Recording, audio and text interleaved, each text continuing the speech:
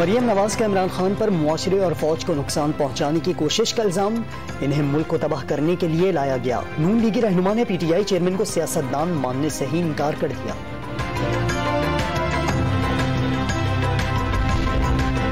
MQ1 के convener Khalid मकबूल सिद्दीकी भी इमरान खान के बयान पर बरहम। नाजुक सूरत हाल में मुल्की सलामती के इदारों को निशाना बनाने पर तशवीश का इजहार।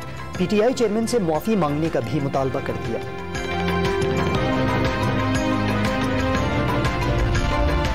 मंछर झील पर पानी के दबाव में मुसलसल इजाफा। इंतजामिया ने कहीं पर भी शगाफ पड़ने का खदशा जाहिर कर दिया।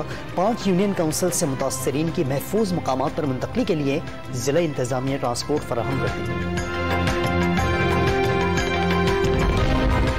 कराची के इलाके कोरंगी में खातून से लूटमार। एक डाकू ने बच्ची के सर पर पिस्तौल टांग लिया। CCTV फुटेज मंजर आम पर आ गई।